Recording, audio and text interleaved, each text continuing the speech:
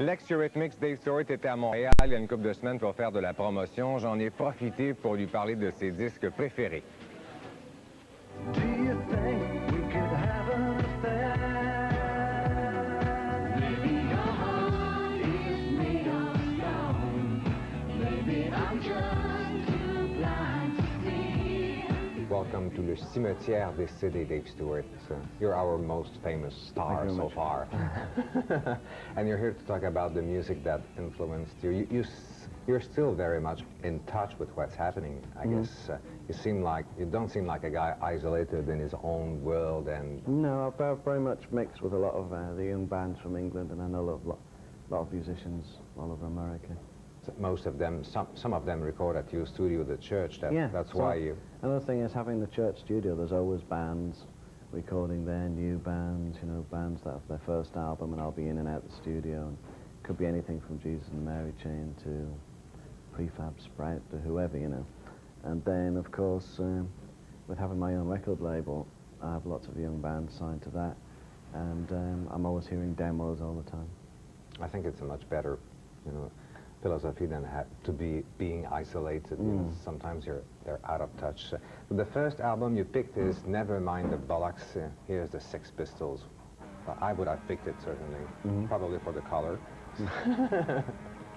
What do you have to say about Sex Pistols? Well, the Sex Pistols, when they first hit England, you know, every other form of music stopped basically, and it had to because they were so strong, and it was such a powerful intent. And they kind of reinvented rock music and made it exciting again at the point where it was going into a terrible doldrums of dinosaur groups, and it definitely made Annie and I reinvent ourselves and come out with this electronic cold Germanic synthesizer, because that was again a new force completely and brought this kind of cold European feeling. With Connie Plank?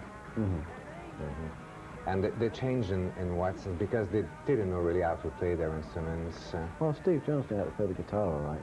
In fact, a friend of mine produced that called Chris Thomas.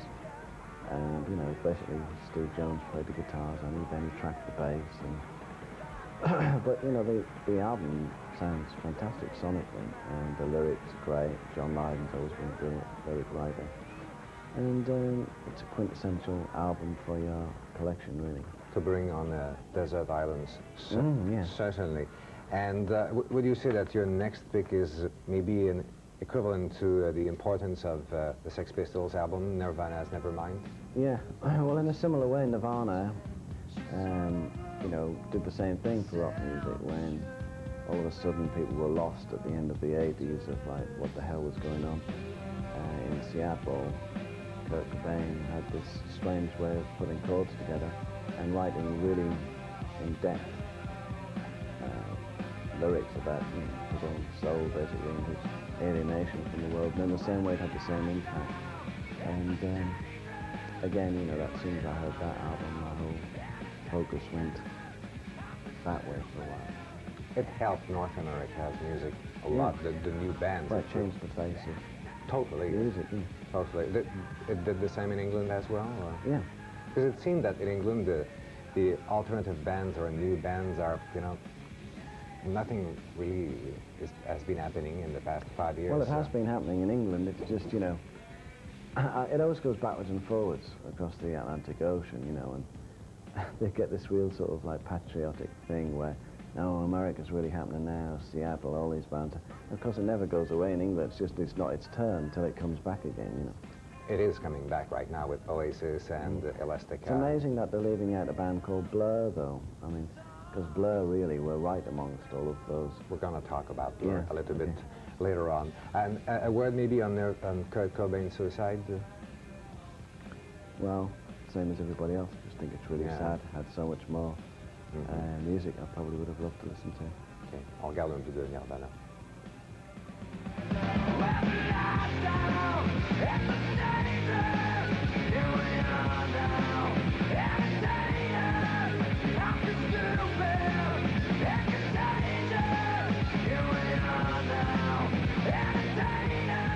something totally different now than Sex Pistols and Nirvana. Van Morrison's album, Astral Weeks, which is, well, what year did that come out? It's quite an old album. 1967, 68 or something. Yeah? Well, where were you in 1968? Well, I was in England, running around, going to see bands like Tyrannosaurus Rex, learning how to play the guitar, and again, this album, just like those other two albums, came out at a time and completely changed the face of music again. You know, it was, he went away from simple song structure and spiraled off into the outer limits, basically, way up in the heavens, as he puts it, on Astral Weeks. And he recorded an album with some string players and acoustic guitar that was so sort of spiritual and mystic. In fact, one of the tracks is called Into the Mystic. And it was a big influence on me then. Do you still listen to Van Morrison's Yeah, music? I listen to all his albums. Yeah? Still, yeah. He's a very, there's a force into music, working with a lot of people. Also, you picked another old album, David Bowie's Hunky Dory, which was, I think, his second album or third? Probably second or third album, yeah. Yeah, Hunky Dory, it's got such brilliant song arrangement, and it captured a period, you know, for me, a period in my life. And there's a song like Life on Mars, or a song like Couple of Cooks, or a song like the Bewley Brothers, where it goes beyond sort of pop music recording and into some other area. It's hard to explain it, really. It's kind of surrealism with an incredible orchestration. Are you friends of David Bowie now, since Yeah, you know just about everybody in this world? Yeah? How is he? He's been recording with Brian Eno, and he's involved with a lot of his artwork, and he seems in very good spirits.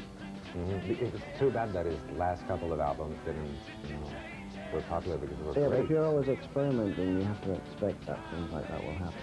Yeah? You think that was going to happen? You like to experiment too? Yeah, I mean, you'd go mad if you didn't, you know.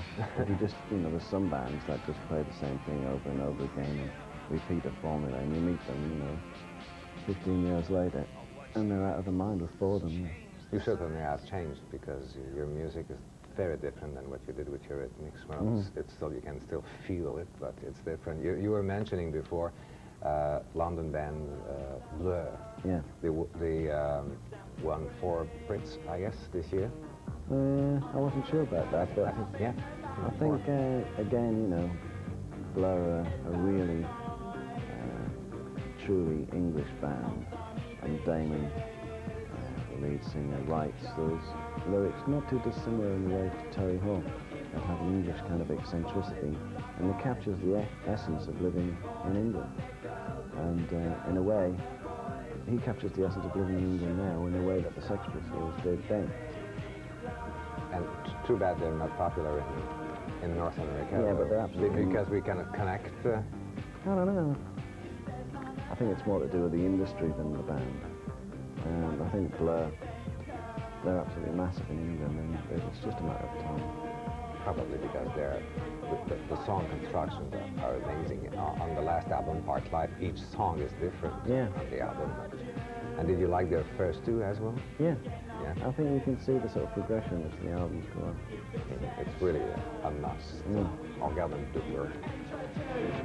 For stepping at Le Cimetie, and we can expect to see you on stage In June. in June with your band. You don't know which members, though. No, ever-changing members. Thanks, Jorge. Thank you.